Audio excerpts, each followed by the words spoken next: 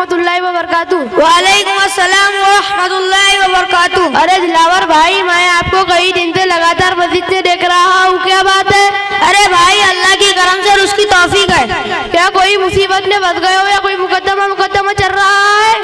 अरे भाई, ऐसी बात नहीं है कि आदमी कभी मुसीबत में होता है तभी नमाज पढ़ता है। लेकिन आप मुझे जुमा के अलावा कभी दिखाई नहीं देते, इसलिए मैं आपसे कह रहा हूँ, आप मेरी बात से नाराज तो नहीं हो?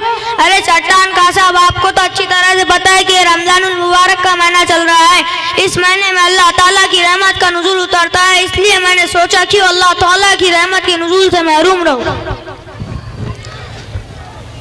अरे दिलावर भाई, आपकी बात मुझे बड़ी अच्छी लगी, क्योंकि हमारे कुछ भाई रमज़ान मुक़द्दस महीनों में भी नमाज जैसी अज़ीमुश्शान इबादत से महरूम रहते हैं। आपको मालूम है कि जुगनीपुरे के होशियार खान इतने होशियार है कि या इतने बदकिस्मत रमज़ान जैसे मुबारक महीनों में भी कभी जुम्मे की नमाज को नहीं आते और ईद बकरीद को खूब खुशबू लगाकर चमकदार रुमाल डाल कर ईदगाह में ऐसी शान से आते जैसे कि अरब का कोई शेख चला रहा हो। कौन थे होशियार खान? वो अपने बुलबुल खान दादा। हाँ, वही होशियार खान अब एकदम से खुसट बुड्ढे हो गए हैं। होशियार खान ने मोहल्ले वालों को अपनी होशियारी बताई। एक मर्तबा की बात है, मोहल्ले के लोगों ने तहरीक चलाई, मोहल्ले के लोगों को नमाजी बनाना है। अल्लाह ताला जो सबसे होशियार है, एक दिन उसके सामने सारी होशियारी फेल हो जाएंगी और अल्लाह ताला के नाराजगी का सबक बन जाएंगी और जहन्नुम तक पहुंचाएंगी। इसलिए करीब करीब सब लोग मस्जिद में आने लगे। नेको होशियार खान होशियारी में कामयाब रहा, एक दिन भी मस्जिद में झाँक कर ना दे। भाई, तुमको देख के तो तबीयत बहुत खुश हो रही है। आप इस मुबारक महीने में पाबंदी से मस्जिद में आ रहे हैं।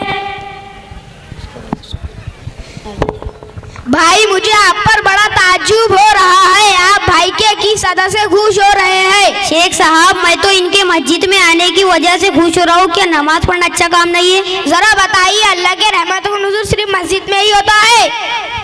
लेकिन तो अब मैं आपकी बात नहीं समझा, जरा साफ साफ कहते जाते हैं।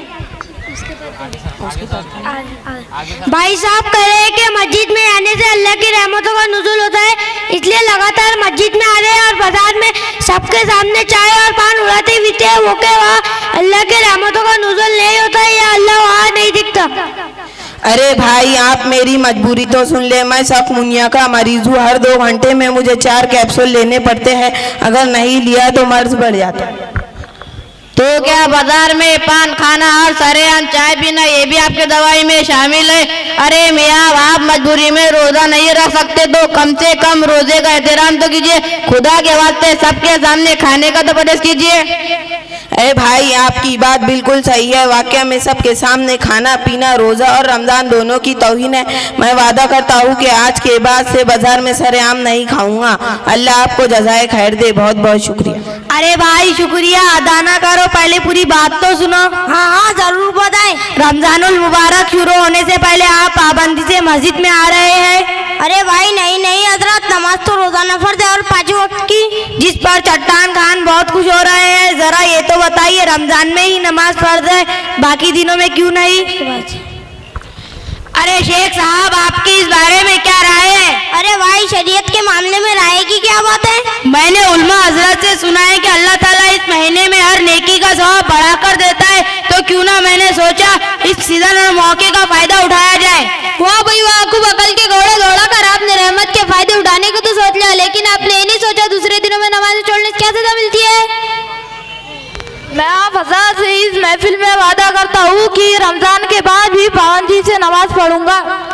हाँ, बिल्कुल वादा करोगे, रमजान के बाद भी पाबंदी से नमाज पढ़ोगे, वरना सोच लो कयामत के दिन बेनमाजी का क्या हाशर होगा। और अब डॉक्टर के मशवरे से रोजा रखने की भी कोशिश करूंगा। जरूर दुआ करेंगे इंशाअल्लाह। अल्लाह ताला हम सब मुसलमानों को नमाज पढ़ने की तौफीक अता फरमाए। आप लोग मेरे लिए अल्लाह से दुआ करें कि अल्लाह मुझे इस राह में साबित कदम रखे। हदीस पाक का मफहूम है कि सभी हज़रात मेरी बात तवज्जो से सुने और याद रखे, लिख के ले जाए, घर में अपने बच्चों को और अपने अहबाब को सुनाए। क्या सज़ा मिली? के जी हाँ सुनाए। और भाई, आपने बहुत सही बात की। और भाई आपने बहुत सही बात की तरफ तवज्जो दिया है, लेकिन हमारे कुछ भाई ऐसे हैं कि रमजान में तो खूब नमाजों का एहतमाम करते हैं, लेकिन जैसे ही रमजान खत्म हो इनकी नमाजें भी खत्म होती जाती है और वो मस्जिद से ऐसे दूर होते हैं जैसे मस्जिद का रास्ता कभी देखा ही नहीं। नमाज तो ऐसी इबादत है जो रमजान होगा रमजान के दिनों में फर्ज है। अरे भाई अभी तक आप खुश हो रहे थे, अब आपकी बात समझ में आएंगी, लिहाजा आप सबसे कहेंगे कि रमजान के बाद भी पाबंदी से नमाज पढ़ेंगे। या तो नहीं, कयामत की दिन जब लोग अपनी अपनी कब्रों से उठेंगे तो कुछ लोग खिंजिल की मशक्ल में होंगे। लोग आपस में बातें करेंगे कि सारे जानवर तो मिट्टी बन गए, किसी का नामो निशान न रहा। तो ये कौन? तो फरशीद बताएंगे ये वो लोग हैं जो दुनिया में बेनमाजी थे, जो नमाज को छोड़कर गुस्सा उड़ाते थे।